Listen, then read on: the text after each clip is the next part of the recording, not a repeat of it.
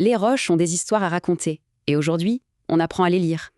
Alors, comment fait-on pour imaginer un paysage qui n'existe plus? La réponse est juste là, dans la pierre. Regardez ça. C'est comme une photo, un moment figé dans le temps, par la géologie. Bon, première situation. La mer avance. Qu'est-ce qui se passe quand elle gagne du terrain sur la côte? Ce phénomène, on l'appelle une transgression marine. La mer grignote le continent, tout doucement. En avançant, elle laisse derrière elle des couches de sédiments, page après page d'un grand livre géologique.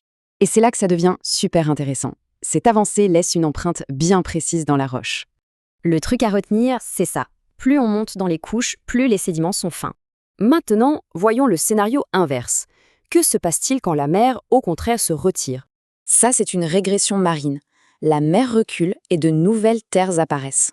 Et comme pour l'avancée, ce retrait va lui aussi laisser sa propre histoire dans les sédiments. Et là, attention, la signature est complètement inversée par rapport à la transgression. C'est l'indice numéro 1. Cette fois, les grains deviennent plus grossiers en montant, signe que l'eau était de moins en moins profonde. Allez, on met les deux scénarios face à face. La différence est vraiment flagrante. À gauche, une transgression, à droite, une régression. On voit tout de suite que ce n'est pas la même histoire. Pour résumer, voilà les 3 points clés qui les différencient. C'est comme ça qu'on lit le passé. Mais en fait, ces deux mouvements ne sont pas isolés. Ils font partie d'un immense cycle. C'est le cycle sédimentaire, une sorte de va-et-vient de la mer sur des millions d'années. Et ce ballet d'avancée et de retrait s'est répété encore et encore, sculptant notre monde. Donc les roches sédimentaires sont de vraies archives. Comprendre ces signatures, c'est savoir lire le passé. Et ça laisse rêveur.